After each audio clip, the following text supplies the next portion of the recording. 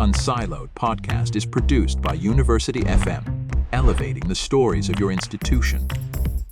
Welcome to Unsiloed. This is Greg LeBlanc, and I'm here today with Alexandra Hudson, who is the founder of Civic-Renaissance. Also, you have, I think, is it an audio or audio-video class program on the great courses called Storytelling and the Human Condition. And also this book come out just recently called The Soul of Civility, Timeless Principles to Heal Society and Ourselves. Welcome, Lexi. Thanks, Greg, for having me. Now, this book, you referred to it as a humanities manifesto. Is that right? A humanistic manifesto. It extols the high gift of being human and appreciating that gift, both in ourselves and others. And I think that's really the core malady we suffer from in our world today, an insufficiently high view of what it means to be human, the gift of being human, both in ourselves and in others. And that's what makes it so easy to, act in ways that actually harm others and harm ourselves.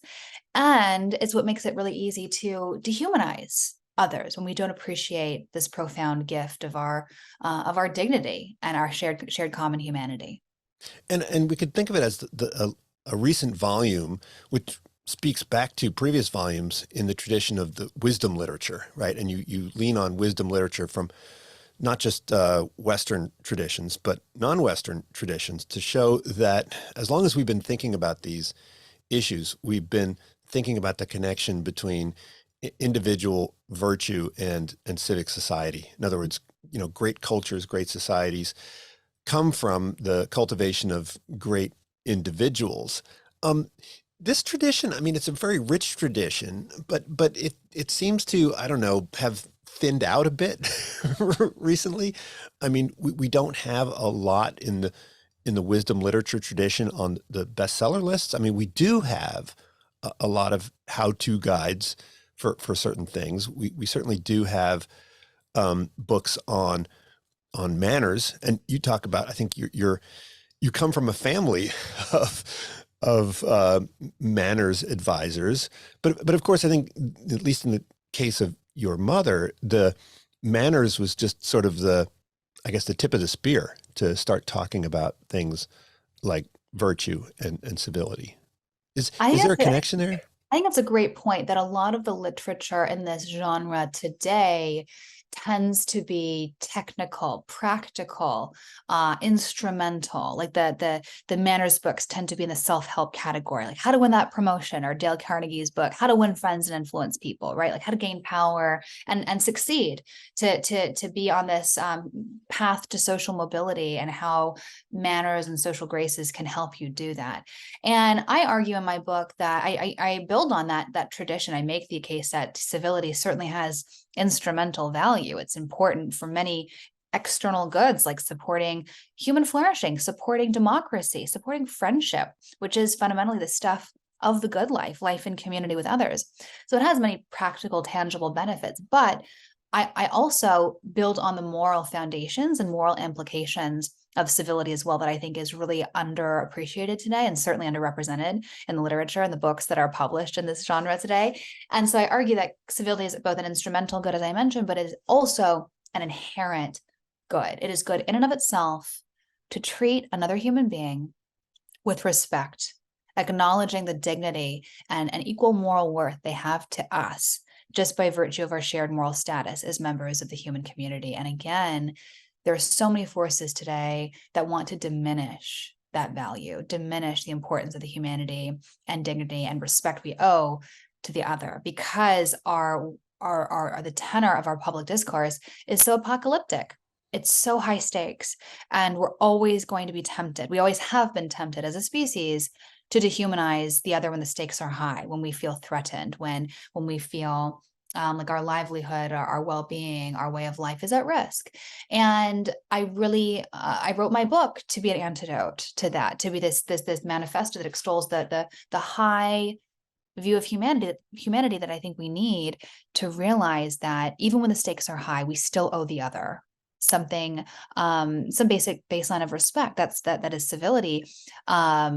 again, even when it might be costly to us, and even when it's inconvenient, and that's just the right thing. Inherently, that is the right thing to do, and it's an obligation we have. Now, this taps into a long tradition, which I think perhaps is best articulated by Augustine, right? So you go back to Augustine, and it's this idea that there's a tension between what we might think of as, nature, and what we might think of as civilization or culture or God, right? If you're religiously inclined. Is that dichotomy still useful? It goes from Augustine all the way up through Freud. It's a dichotomy that the Greeks, leaned into. Do we still find that dichotomy useful? This idea of kind of suppressing, or at least, cultivating, or, domesticating our natural impulses, or our desire to be selfish and self-aggrandizing in pursuit of power and so forth? Yes, Blaise Pascal, one of my favorite thinkers in intellectual history, polymath, scientist, absolute genius, geometric mind, also a Christian apologist and theologian. He said that man is a chimera. We have this inherent duality, this inherent tension in our nature and who we are. Chimera is this character from ancient Greece, this mythological creature that had this like composite, it was like this amalgamation of many creatures, like the head of a lion, the tail of a donkey, like different things like that. It was just like a multifaceted creature. And Pascal says we are chimeras, like we are at cross purposes with ourselves constantly. And I build on this vision of human nature given to us, from everyone from Aristotle to Augustine and many, many others after him, that there is this duality to our nature, that we are profoundly social as a species. Like Aristotle said, we're a political animal, we're a social animal. In the Hebrew Bible, God said it is not good for man to be alone. Marcus Aurelius talked about how we become fully human in community, in relationship. We achieve our best selves. We realize our potential in relationship. And yet, morally and biologically, we are defined by self-love. We are geared to meet our own needs before others, and those two facets of who we are intention. That is why my book explores the most important question of our day. How do we flourish across deep difference? This is the most important question of our current moment. This is the central question of liberal democracy, of American democracy itself. How do we peacefully coexist even when we differ? And yet, as I realized while writing this book, this is the timeless human question as well. This is the question we've been grappling with as long as we've been around as a species. How do we overcome the self-love endemic to our nature and fully thrive in relationship with others? And so this timeless problem, and I also discovered that the solution is timeless. And across history, across culture, from the oldest book in the world in ancient Egypt to sacred Sanskrit texts, the Ramayana and the Mahabharata, to medieval texts on etiquette and manners, to the mismanners of the Greco-Roman world, a guy named Socrates, whom I tell the story of, to George Washington and others who drank from similar intellectual well, as like the Jesuits. I talk about Della Casa, who Giovanni Della Casa, who was an Italian Renaissance scholar and writer who wrote this great book on manners. But a through line across these texts, across history and culture, is this idea of restraint, this idea of restraining our self-love, curbing what we might otherwise want to do or say, curbing those natural impulses that might undermine the social project so that the social project might flourish. And so implicitly, cultures across history and across culture have affirmed this similar view of human nature. And independently, sometimes there was a sort of intellectual lineage where readers, were influenced by one another, but also there were some thoughtful individuals who just observed human nature and thought, what works when it comes to doing life well? What works when it comes to achieving and realizing the good life? And what doesn't? And they put pen to paper and distilled and immortalized this wisdom that can still benefit us today. And that's very much the tradition, the wisdom tradition that I revive to help us think more clearly about this problem now. Now, look, if anybody who's studied history of philosophy or literature or religion has encountered folks like Pascal and Augustine and, maybe even read Gilgamesh. But you highlight this whole strand of intellectual history, which focuses on these folks who wrote books on manners and so forth. And I was unfamiliar with a lot of these characters, right? Like Petrus Alfonsi and Daniel of Beccles and Thomason and Dionysius Claire. Yeah. Dionysius Cato. I mean, I remember reading about how George Washington had that, guide that taught him how, when he read. But when where he was did it 13. come from? No one ever Right. talks about that. But it's part of this rich and vibrant intellectual tradition that connected manners to morals, etiquette to ethics. Like how we behave affects our character and our soul, and our character affects our behavior as well. There is this reciprocal relationship, and yet it's not perfectly mirrored. And this is why I make the essential distinction between civility and politeness throughout my book as well.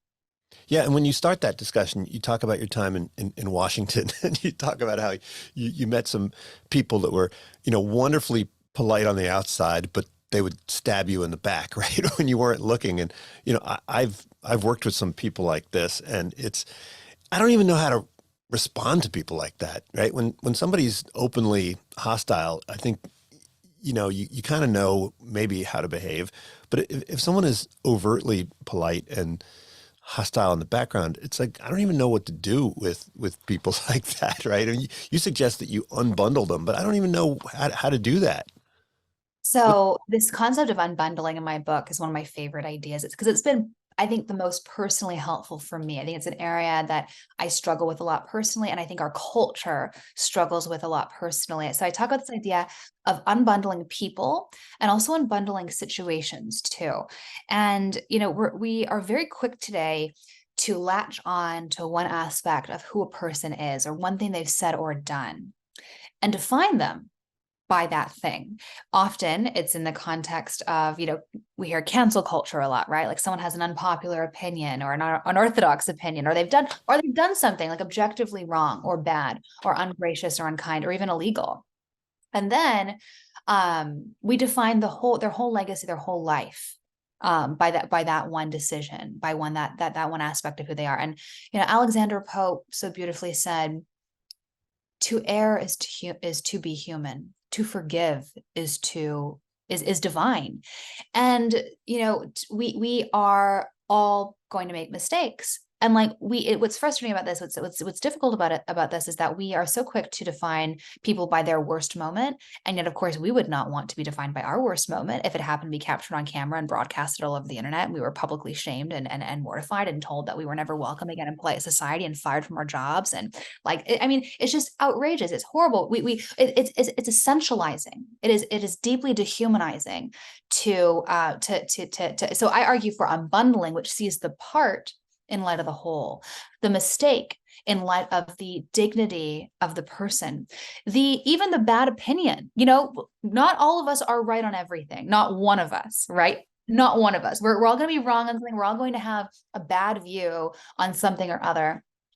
And how do we, instead of defining the person by that one bad view, say actually, what can we learn from them and other areas? I do believe deeply that every single person we encounter has something to teach us. They've had an experience that we can learn from. They have an insight that can make our lives better. I believe that very deeply, which is why I talk at length about curiosity, why curiosity can go a long way to healing our deep divides. So anyway, that's unbundling people, like seeing the part in light of the whole, the mistake, the bad idea, bad opinion, bad view, in light of the irreducible dignity and worth of the human being, and not letting the part define the whole, but seeing it in context and remembering that we do owe people a bare minimum of respect by virtue of our dignity and shared humanity. I also talk about unbundling circumstances. Again, this is this hermeneutic that we all rely on very often, that we meet one person. I'll give an example. Like I am renovating my home right now. I came home a year ago from Christmas holiday. We land and my house manager sends us a text saying, "Call me immediately. There's a problem with the house, and then call your insurance company." And after a long day with travel with 2 kids, we're like, my husband and I look at each other, we're like, oh no. And we walk home and it is pouring rain inside of our home. A pipe had burst on the 3rd floor during a polar vortex, and it had probably been raining in our home 3 or 4 days and destroyed half our home, virtually all of our belongings. So we've been displaced for a year, and it's just been like doing battle with insurance, and then it's been like contractor hell. Like I kid you, like it's been the worst experience of my entire life.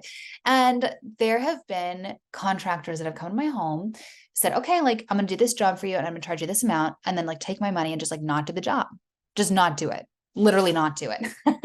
And I'm like, it's been really a jading experience for me. I've had experience where I'm like, that person like just lied to my face. How can I trust anyone? Wait, that happens in Indiana? I It mean, come happens, on. it happens everywhere. That's the human condition, is the human condition. But like the point is, I've been tempted sometimes to like be like, yeah, I'm gonna do all the work myself. I don't want to trust another contractor. Like I Mhm. can't. Like I felt really jaded. And we do that in many different realms of life. We have one experience with one person that we take that experience and generalize and make assumptions about an entire group of people. And what's harmful about that is that we don't allow people to come into our lives, and we don't take them as they are. We don't see them in their uniqueness and their individuality. And when we don't do that, we degrade their dignity. And yet again, here, like I wrote this whole book on civility, and yet I don't live up to my own ideals that I talk about in the book. Every day, it's a struggle. Mhm. And that doesn't undermine the ideas of the book. That's the point. That just because we don't live up to these ideals, that doesn't undermine them. Like we have to keep struggling, keep striving to do so. So that's unbundling people and unbundling circumstances as well. Like not, or even like in a small way, someone cuts you off in traffic, and then your boss yells at you at work, and then you yell at your assistant, and then you yell at your wife at home, like the sort of vicious cycle, kicking the cat mentality. That is a form of failing to unbundle circumstances. You're not taking this situation in isolation. You're not saying, okay, that person cut me off or flipped me off, and that's more about them than me. Like you're allowing that emotional baggage to carry with you throughout the day, and passing that negativity, that viciousness on, and causing strife in other people's lives. And well, ultimately, as the saying goes, maybe knocking your innocent cat on your way in the door, like that's horrible. It's so unjust. It's so unfair. It's so degrading and not respectful of others. And as I argue in my book, it's not good for our own souls as well when we treat other people less graciously than we should. Well, you make the distinction between appearance and reality, right? And between politeness and civility.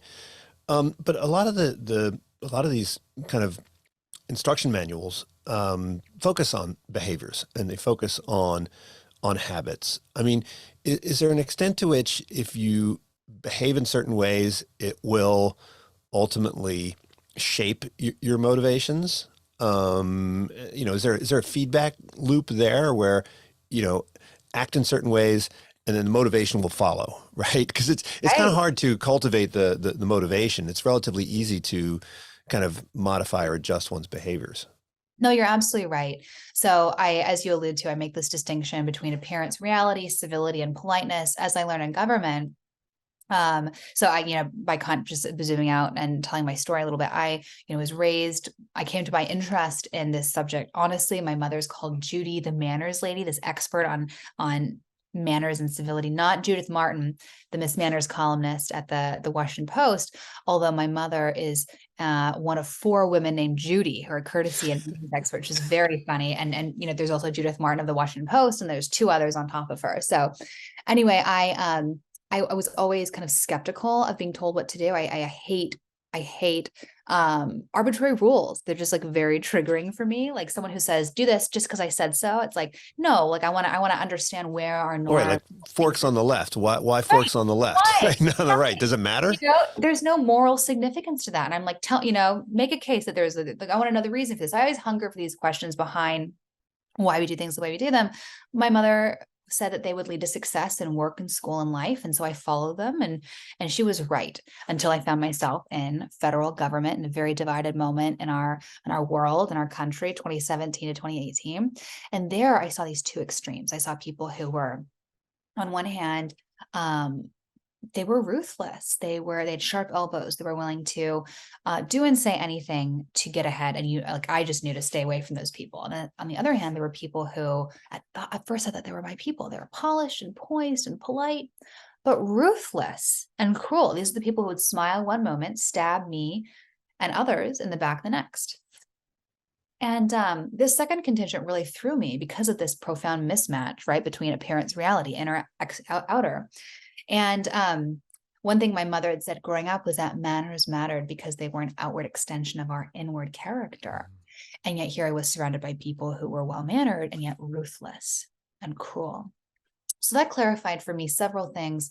One is that these two extremes, the extreme hostility and bellicosity, and then extreme like niceness and kind of tone policing, these extremes define the extremes in our public life right now. They're those that are just trying to like, get us to talk nicer together and also kind of silencing, unpopular ideas. And then there's a contingent that says no, to break through that culture of hypocrisy and politeness, that we have to be bullies and be the, support the strong men in order to puncture that pretense. And yet when that overcorrection that of wanting to puncture the pretense with the aggression, that is overcorrecting. And what I realize is that these seem like polar opposites. They're actually two sides of the same coin. The extreme politeness and the extreme hostility, they seem like polar opposites, but they're incredibly similar because both instrumentalize others. They see other human beings as means to their selfish ends, as opposed to beings who are worthy of respect by virtue of our common humanity in and of themselves, full stop. And I also realized this essential distinction between civility and politeness, that politeness is manners, it's etiquette, it's technique, it's external. It's the stuff, whereas civility is internal. It's a disposition of the heart. It's a way of seeing others as our moral equals who are worthy of respect, and that crucially, sometimes actually respecting others requires being impolite, telling hard truths, engaging in robust debate. And that I argue that the core argument of my book is that so you don't necessarily avoid conflict, right? So, no. If you're willing to talk about politics and religion at a dinner. That's exactly right. And that's actually a way to respect someone, not to paper over a difference, not to diminish it, not sweep it under the rug, but grapple with it head on, telling a hard truth, engaging in robust debate, telling your wife that she's like in her teeth at dinner. That's like, might be uncomfortable. That's the loving, the respectful thing to do. And so I argue that throughout my book, we need, instead of being content focusing on the external, like so much of our culture today is really focused on saying the right things, and doing the right gestures. But I think we need to reorient our focus towards the internal, like what is actually respecting people. I love this George Bernard Shaw line and insight that I'm paraphrasing, but it's something like, you can get away with absolute murder. Like, it's amazing what you can get away with if you just go through the trouble of following the rules. And that's really the case. Like, and as I learned in government, that you can get away with a lot if you smile, do and say the right things, and then like Machiavellian style, like you're orchestrating and working and undermining people behind the scenes. Like, for example, did you watch Slow Horses at all? No. You didn't? Okay, you should get on that. It's a great British kind of spy comedy, but this like really Machiavellian MI5 second in command gives her superior a gorgeous bottle of scotch to congratulate her on her promotion, and she works simultaneously while doing that, works for literally 3 years on this revenge plot to like undermine her and unseat her from her throne so she can assume that role. So it's just like it's a great example. If you were Slow Horses, so yeah, you should watch it. But it's just a great example of like of something we know to be true, that it's entirely possible to do and say the right thing. And to your question though about how we can what the relationship between inner and outer, external, like at its best, politeness can perfect and enhance the inner disposition of the heart. But I think that the heart needs to come first. It needs to, we should focus on the heart in terms of how we educate and how we talk about this issue, like getting the disposition of actually truly respecting others and not just being content with people gesturing at respecting others through the norms and through the politeness. Well, do you think people can tell the difference? I mean, people talk about their brand, right? And you could make a case that, hey, politeness, this could be part of your brand, you know, and then people will think that you care about them and so forth. I mean, you talk about this asymmetric information problem, right? Like when we meet people, we don't know what their motivations are. Should we just act as if they are motivated by civility until proven otherwise? It's a great question. And I think we do. We have this sort of generalized trust in our society that is actually essential to our democracy. Many thoughtful political scientists, political theorists have talked about why, you use the phrase thin trust earlier, that why that's necessary to just like gently lubricate society, that we don't walk around and walk through life assuming everyone's out to get us, and assuming the world is gonna rob us at any moment. Well, some of us do, Yeah. and in some societies, it's probably a wise practice, Right. right? Right. And that's exactly right. But the point is there are costs associated with that mentality, right? Like not just the anxiety of, oh my gosh, like having your psychology and soul be in that constant fight or flight mode. Like who's going to and to be honest, back to my experience in government, that's how I felt for a year of my life. I was in this fight or flight mode where I'm like, okay, who's going to like bully me and yell at me? And who's going to like, and when people were nice, I'm like, well, are they really nice, or are they just seeking to like undermine me? I had one colleague who would pray with me at lunch and like flatter me, and then she'd be like undermining me the next moment. Like, and I thought we shared this fundamental faith orientation to the world. And then she'd go about behind my back and lie about me to my superiors and to other people. And like once that happened once in that context, I'm like, well, who can I trust? And so this is exactly the point. This is exactly the problem, that it's never a perfect correlation between inner and outer. And, back to our idea about unbundling people, unbundling circumstances, like we really need to, as a society and as individuals, strive not to let the dishonesty jade us to approach every person we meet. Like, and it's a great question. How do we have that discretion, that nuance between, of course, not walking in, not being naive, and walking in, being taken advantage of, making the same mistake with the same human type over and over again? Like, how do we learn from our experiences? But also, how do we not let past hurts, past wounds, past traumas define who we are and overcorrect, so that we're not giving anyone the benefit of the doubt, and we're really assuming the worst about people when we shouldn't? Well, do you think we live in a particularly uncivil time and place? I mean, there are two kind of conflicting historical narratives, right? There's this one that I guess Adam Ferguson first articulated, right? That, commercial society undermines. No, it was Khaldun. It was that. Even Khaldun said it first. Yeah, okay. Exactly. And I think Robert Putnam would probably be the modern version of that, right? Bowling alone and so forth.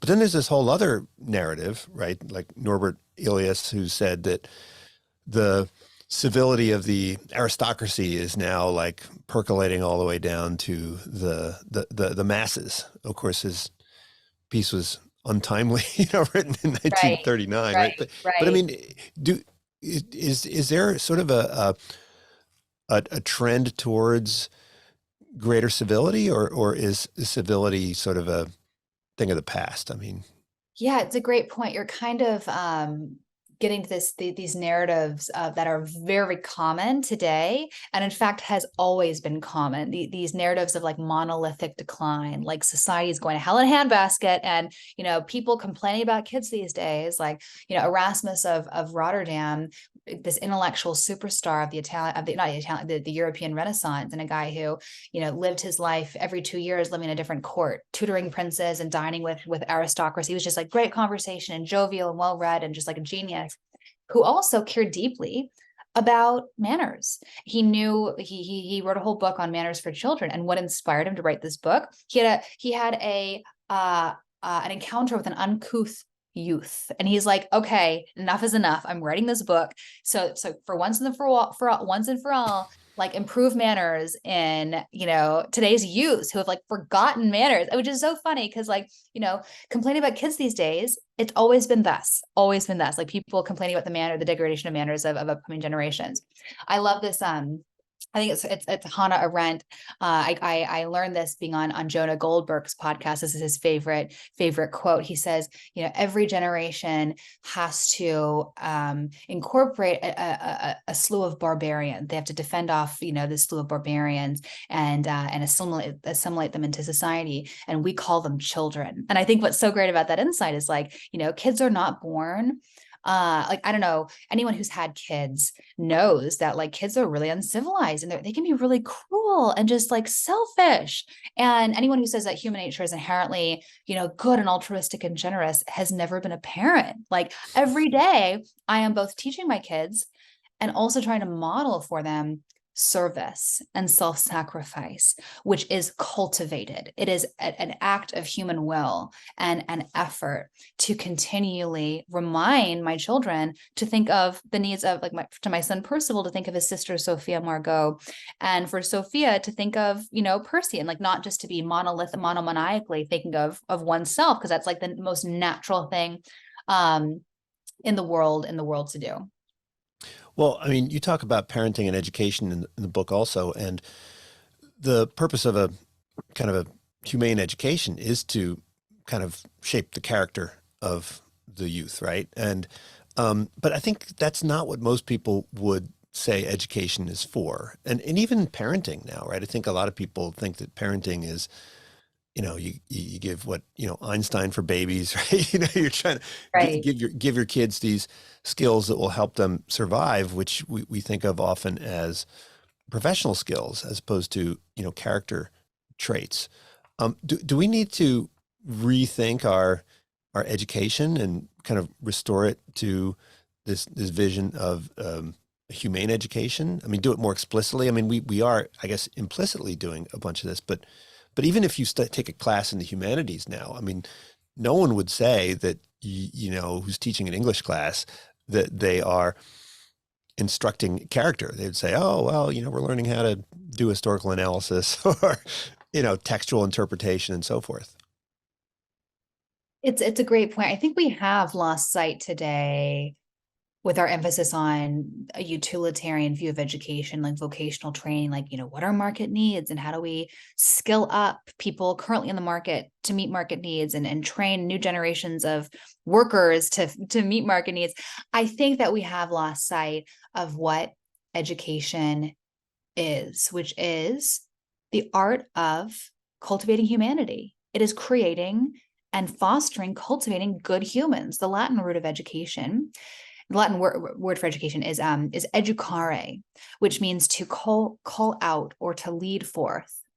And that's what education is and has been in different times and places, this process by which we bring forth and call out and lead forth that which is best in us as human beings, cultivating our humanity, not just making us more human, but as you noted, also more humane, more gentle and less savage and cruel and more kind. And it's helping us to appreciate, again, the purpose of my book, which is the gift of being human. And as we appreciate and cultivate our own humanity, we appreciate the humanity and other people as well, and all of its manifestations.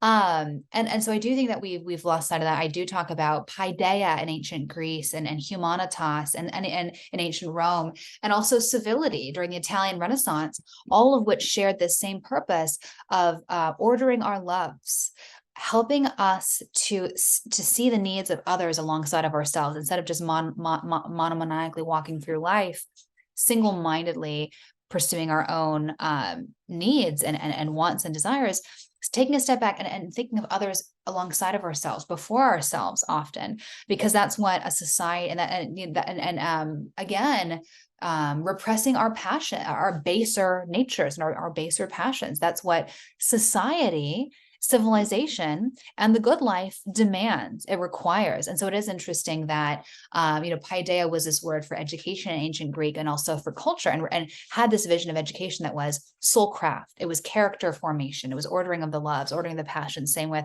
humanitas, which gives us our word humanities, and is inextricably bound with the liberating arts, the liberal arts as we conceive them today. And this vision of education was revived, especially amongst the elite in the Renaissance period. And the phrase used to describe this education was civility.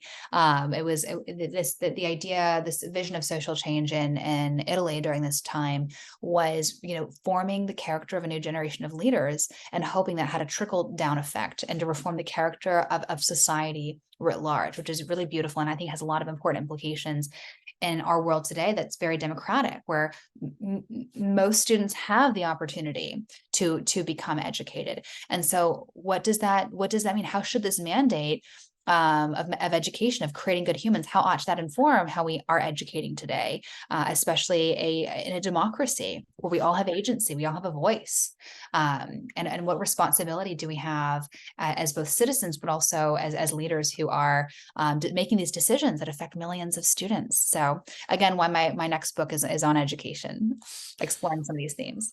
Well, I mean, how do people's characters get shaped now if it's not through explicit instruction? You also mentioned there's this movement. I didn't know about this. I guess it's in Texas, where there are some public schools that are the curriculum is explicitly designed around character formation or the humanities. I mean, sounds relatively small, but is this That's right. In the public school system, no less. Like this is the classical liberal arts, humanities movement tend to be in private in universities or in private, parochial, often religious, K-12 schools. But what I liked about this model is that it shows it can be done. This model of connecting education to civility, to soulcraft, to character formation, it can be done in the public school. There's a lot of concern that no one wants to send their kids to be indoctrinated, right? And so there's a lot of concern of morality being pervade in public institutions. And yet, it shouldn't be controversial to educate students to be more gentle to their fellow human beings and to cultivate their humanity by giving them a well-rounded exposure to the arts, the sciences, philosophy, poetry, mathematics, like that. This has been the vision of the good life. And again, unlocking our potential, helping to bring forth, again, to the etymology of education, the best version of ourselves so that we can contribute to life and society better. There was an explicitly civic aspect to this vision of education. In ancient Greece and ancient Rome, it was just men and elites, free men, not women, not slaves, who were privy to this form of education. But it was explicitly linked to leadership. It was explicitly linked. This is the education that a free citizen ought to have, which is really interesting. Great Hearts, that the network of schools that serves nearly 30,000 kids in Texas and Arizona. It's advertised and is a classical school, and there is a really robust community of classical education in America, over 1 million strong, and it's growing all the time. It's in homeschool, it's in public charter schools, it's in private schools, but it's robust, it's exciting, it's growing. Equally as robust, though, is the energy behind civics education in this country. There's a keen interest in creating good citizens, knowing our history, knowing, where we came from, knowing about how our institutions work. And what's interesting to me is that historically, these two modes of education were inextricably bound, right? Creating a good human was creating a good citizen, creating a good citizen was creating a good human, vice versa. And it was preparing us for civic participation and leadership, especially relevant in democracy. And today it's so siloed. It is so segmented. These communities, they don't know one another. They don't talk to one another. They're very well funded. There's a ton of energy around them. So it's one of my areas of kind of intellectual, but also practical interest, is like marrying these energies and reuniting them. And I hope that my book reaches both communities and continues to permeate both communities for that exact purpose, because they have been one and the same project historically. Well, you cite Erasmus quite a bit. He's one of my favorites as well. But as we know, right, it wasn't that long after Erasmus was writing that we had these kind of religious wars that took place in Europe. And I think a lot of people compare the religious wars of the 17th century to kind of what we're experiencing now. I mean, obviously people aren't, killing each other, but there are these divides around politics that seem to suck all of the oxygen out of more local concerns and local affiliations. And one of the analogies that you reference in the book is this idea of porching. Now, I'd never heard this term, porching. I love this term. When I lived in Philadelphia, we had front porches. And as I would walk home from school to my house, I'd pass all these porches and I'd see all the people on the porches. And, it took forever to get home because, at least when the weather was nice, because you'd stop and talk to all the people on the porches. But there was a shift where the porches went from the front to the back. And this sort of deprived our sort of civic life of these kind of spontaneous interactions. But it seems like the thing that de Tocqueville saw in America, which was this robust kind of joinery, right? People would join things and join clubs, and like the Rotary Club. You were a Rotary scholar. These things, people now seem to spend more time worried about kind of national or international political issues and less about their kind of local communities. Is this a trend, a worrisome trend? What's driving this? It's absolutely worrisome. I'm so glad you brought up Tocqueville, because he made this observation in his Democracy in America about local governance being corroded by federal government. He said, he analogized local governance to a muscle, and that as the federal government gets increasingly involved in local government, the muscle atrophies. And once the muscle atrophies, it's incredibly hard to rebuild. And I don't know. I mean, most people I know don't even know the name of their mayor, right? I mean, right. Who's the mayor of Berkeley? Like, I know. Nobody knows. I'm always tweeting at him because my roads are never paved, and like I'm always like having my tires pop because it's like driving on the moon here in Indianapolis. But anyway, what's interesting about Tocqueville's insight is that also applies, not just to active governance, but with our attention as well. I think, to exactly your point, we're paying way more attention not to our local governance, but to federal government, like the federalization, the nationalization of our political discourse in life is a problem, and it's atrophying, I think, our attention to local issues, and it's disempowering. It's atrophying our sense of agency and our power, and how we can be a part of the solution. Like the title of my book is The Soul of Civility. The subtitle is Timeless Principles to Heal Society and Ourselves. And I do focus on the individual level. This is an individual problem. This is not a problem that any single public policy or any single public leader has come in and caused. And it is not a problem that any single public policy, public leader, private corporation can come in and fix. It is an individual, like micro-human problem that is embodied and resolved at the individual, micro, person to person and community level. And that's what's so frustrating to public leaders who want to come in and have quick and easy fixes, right? And this is beyond the realm of public policy, beyond the realm of government, the realm of government and law. Even it's the purview of the individual, purview of the soul. And we could talk about more about where the reference to the soul of civility in my book comes from. It's Dr. Martin Luther King Jr. Day, and very, very soon. I don't know when you're going to be recording this. Feel free to edit this out. On Monday, it's Dr. Martin Luther King Jr. Day, but like it's a reference to his conception of the soul. That is my title. And so, to your point, though, I argue in the final chapter of my book that we've made idols out of democracy, out of public life, out of our national public discourse. And it's not when we have an unhealthy love, unhealthy addiction to something, and we know that we've made idols and we have an unhealthy addiction to this because it's invaded all areas of our lives. Things that were historically apolitical now have a profound political dimension and valence to them, like sports and schools and education, and what newspaper you read, what area of town you live in.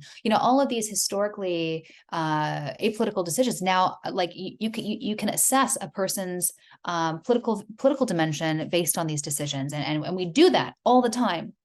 And that's not good for our souls, not good for democracy. Democracy is a beautiful and important, wonderful thing. but there's such a thing as too much of a good thing. And we're overdoing democracy by making it part of every aspect of our lives. And we're undermining it as a result. We are not able to disagree with people rationally anymore. It's no longer two minds disagreeing.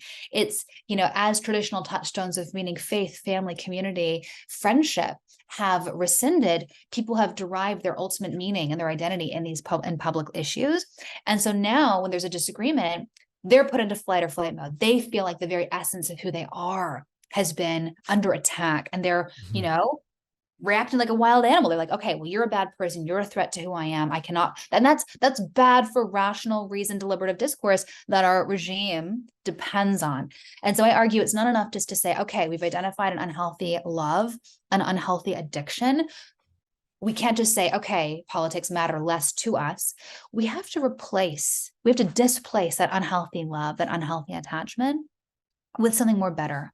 With something better and more beautiful. And I talk about beauty. I talk about transcendence. I talk about the sublime, intellectual curiosity, which is good, intrinsically, it's the stuff of the life well lived to just be covering new intellectual territory and growing. But it's also, as you thoughtfully discuss, an essential tool to healing our divides. Being curious about people and where they come from in the world and how they view the world, and not just saying, you think this, therefore I know everything there is to know about you.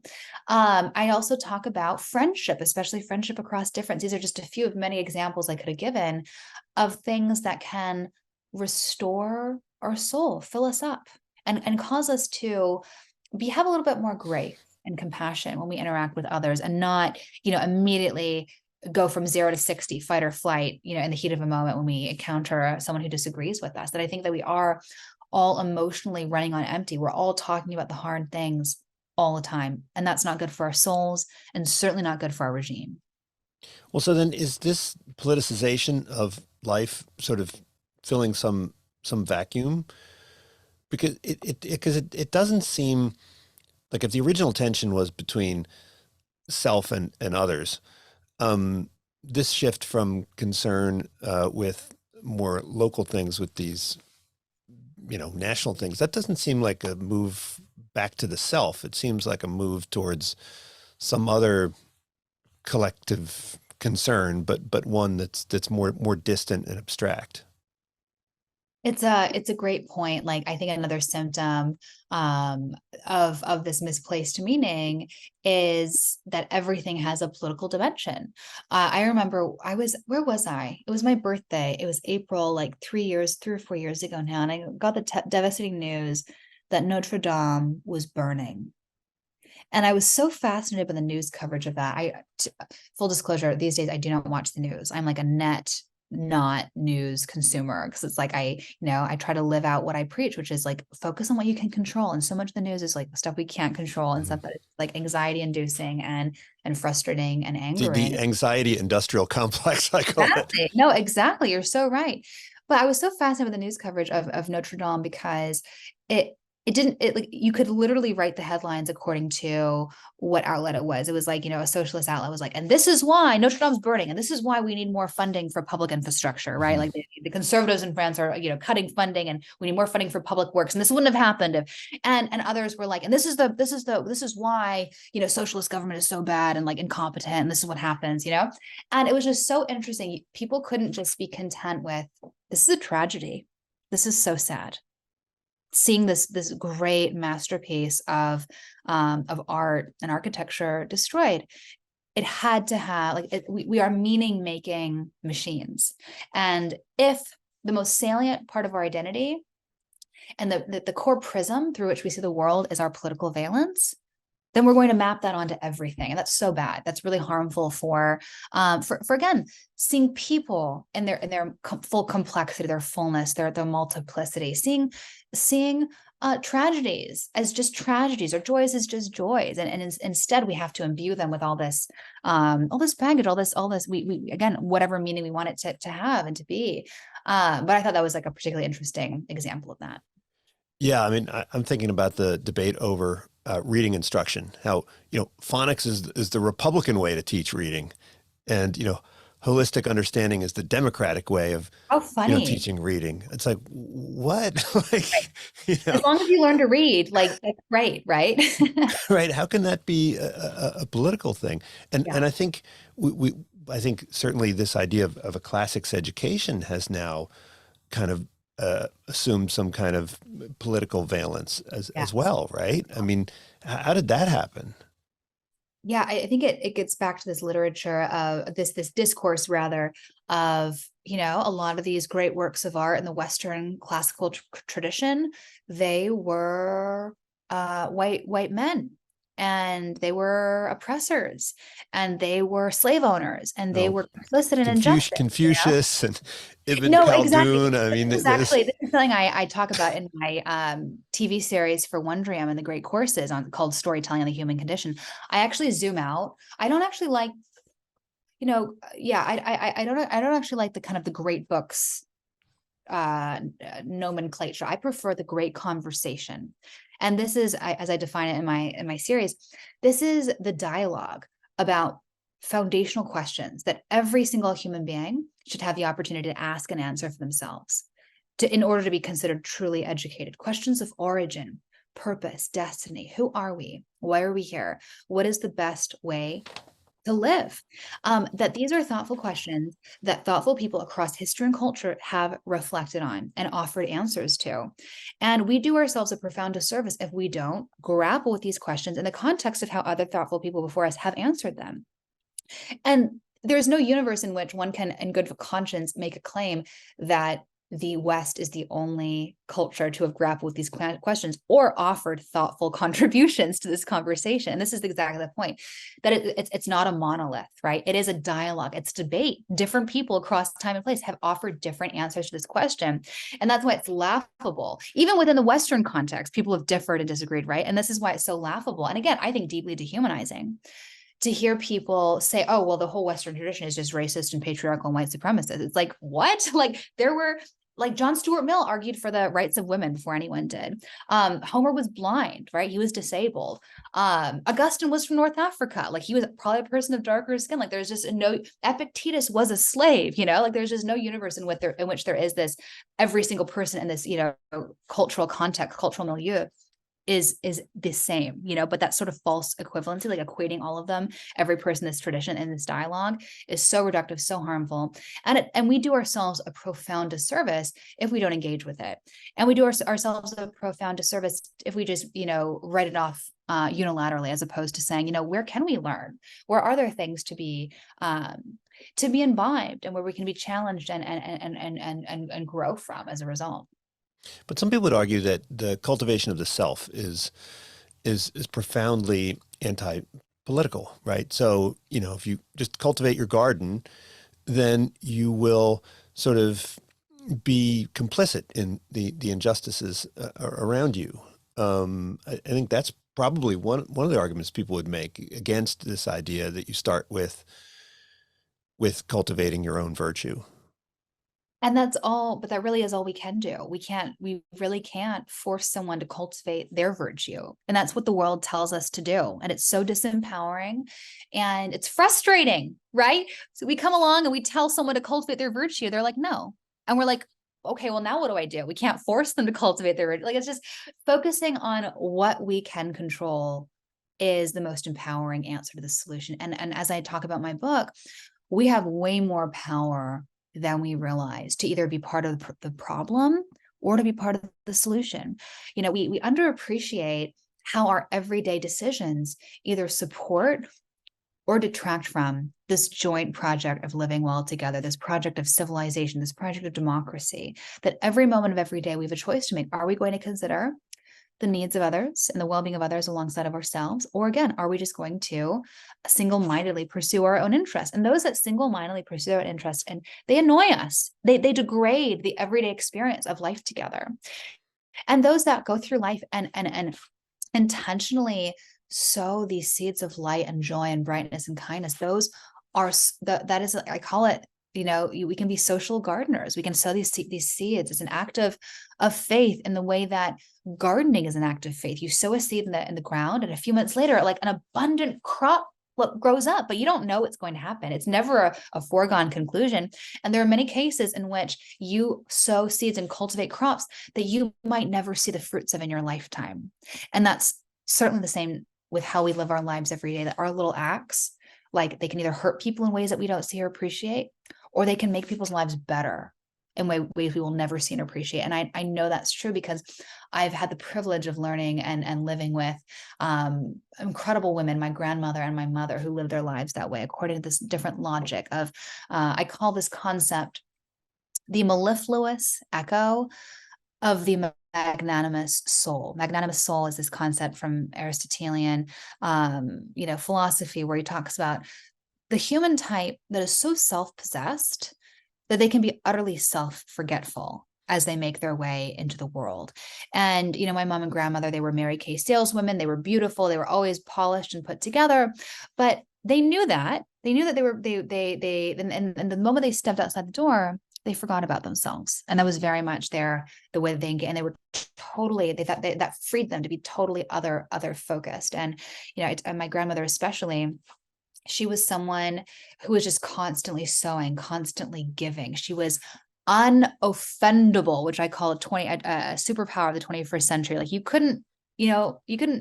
unflappable. You couldn't offend her if you wanted to. And we underappreciate that, that we don't have to, if someone seeks our ill will, seeks to rile us up, we don't have to respond. That's within our control. My grandma was excellent at that. She was excellent at telling, she encountered someone who was malicious and unkind.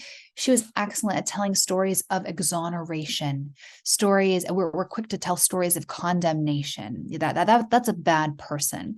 And she was quick to tell a story like, you know what? Maybe that person is going through divorce.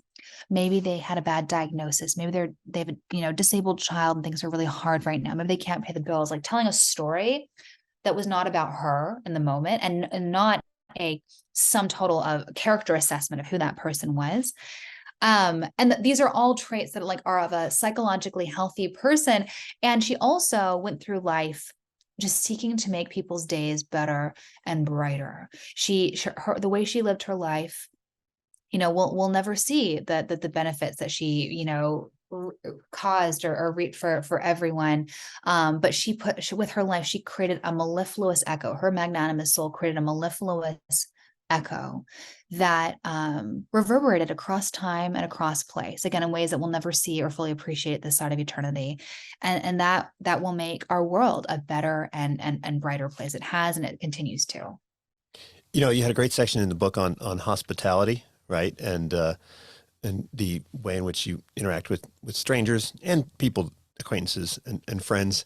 And, I definitely resonated with me. I love to host dinner parties and have people stay at my house. And, I really wanted to have a house where I could, host people. And, that seems to, the art of hospitality seems to be something that is, I guess, somewhat under exercised, right? In today's world, where people will typically eat alone or, order out. And you emphasize the importance of eating together, I think, which is also, I think, underappreciated by a lot of people. It's so true. That's a great example. Like, porching is an example. I call hospitality a high and noble expression of civility. And so porching is a great example of that. When I left government, I fled to the Midwest. I came home from work one day and said to my husband, I'm done with DC. I'm done with politics. Let's move to Indiana, where he's from originally. And he said, okay, sounds good. Let's do it. No take backs. And a few months later, we were out here, and that was 5.5 years ago. And one of my first friends here her name is Joanna Taft. And she came up to me after church one day and said, hi, I'm Joanna. Would you like to porch with us sometime? And I never heard the word porch used as a verb before, but, curious, we went home to her home that afternoon, her great big front veranda. And I realized that she's staging this quiet, subtle revolution against our atomized and divided status quo. That she said, like, she had curated people across race, politics, class, geography, even, not to have a structured dialogue across difference, but just to inhabit a shared space. which is increasingly difficult to do unless we're intentional about it, to encounter people who we differ from. It's really easy to go through our lives. Like your podcast is called Unsiloed, right? It's easy, all too easy, virtually and physically, to just exist in our silos and not really encounter people that we don't want to encounter. And this is what was so radical about what happened on her porch. She had brought these people together just to have unstructured conversations, to get to know one another, not beyond the label that the world wants us to ascribe meaning to and attach our identity to, and just to get to know one another as people, as friends.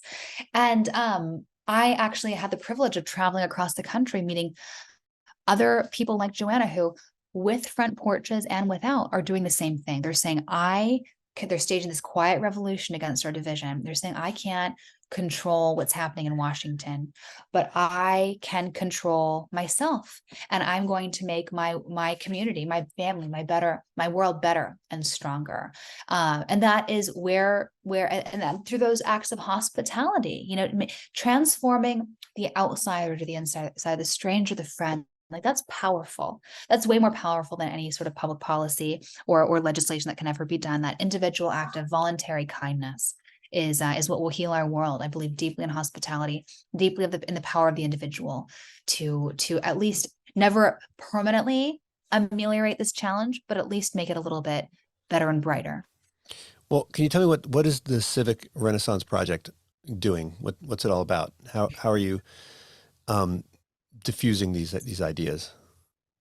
Yes, I have this idea in my book on technology and our digital age, on cultivating our digital garden. And we are only one person. We can't, legislate Facebook away. We can't control how people use these platforms. We can't control how other people are using these platforms, or this new power to share information and how interconnected we are. These are also new, timeless problem that I explore in my book, this challenge of civility, but there are also new facets to this problem that make it particularly complex and make a book and conversation about this topic all the more urgent and timely. But I talk about how I'm doing this. Like, I am barely on social media, but what I focus my energy on is my newsletter and community called Civic-Renaissance. It's an intellectual community dedicated to beauty, goodness, truth, and reviving the wisdom of the past to help us lead better lives.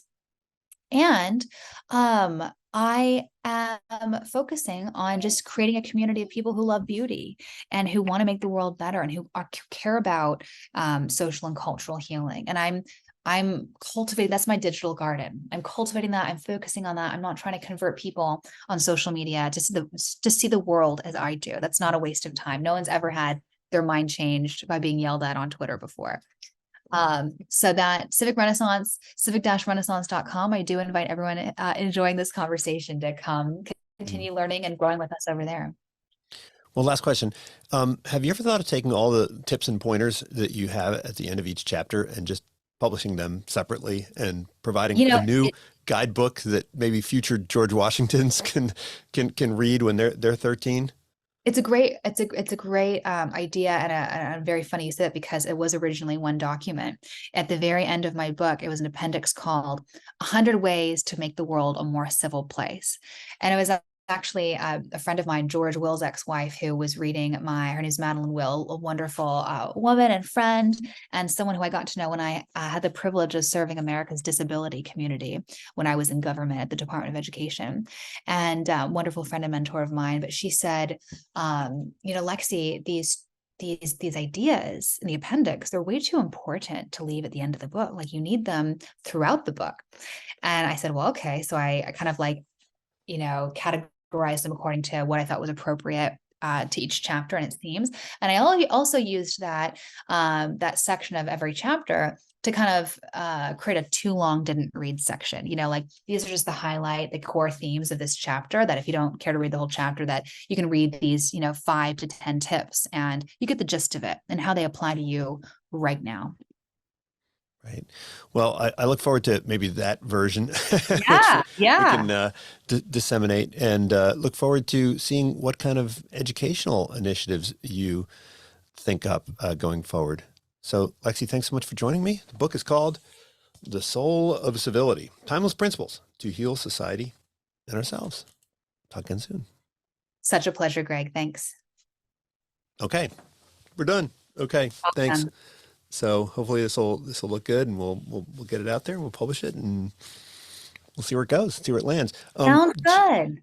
At the end of the book, you had this promo that Yeah. is that something that you want disseminated, or is that something Sure, that you want? absolutely. Well, if it's really to people, it's a and I have pre-order gifts, like gifts to people who have Mm, ordered the book too. I just want to stay in touch easily with everyone who reads the book. I love hearing from people, and I of course want to convert them to Civic-Renaissance subscribers and the community there. That it's free, but it's just a great place to stay in touch with people.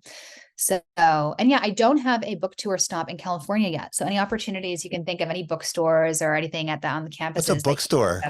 yeah, exactly. Good I don't even point. know what that is, a bookstore. Yeah. But I think, maybe talking to folks at universities could be another interesting Yeah, venue. anyone that you can think of that anywhere in California that you think it cares about these ideas, happy to be connected with them, and happy to get them a copy of the book.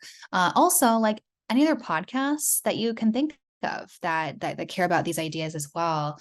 Like the fact that it's a lot of this is word of mouth. Like Monica's Mhm. book did well, but the fact that you hadn't heard of Monica's book on curiosity, like I think that's a gift that I can give to curiosity, is to connect Mhm. you who cares about it and her. So anyway, in that spirit, anyone else that you can think of, any people or podcasts come to mind? Well, there are a bunch. I mean, everyone has podcasts now. I think, like I mentioned, Ian Leslie, he's got a podcast, and he's on curiosity. I'll try to think of a couple that I think would be relevant. Most of That'd the be ones that I great. know are more, like business or science Yeah. oriented. Yeah. But yeah, I'll definitely think about it. And if you do come out, I'm happy to throw a dinner party with lots of interesting people, so you can, do a Babette's feast type of thing. So, Awesome. Thanks so much. I really appreciate it. Great to speak with you. all right, talk soon. Bye. Bye. Unsiloed podcast is produced by University FM, elevating the stories of your institution.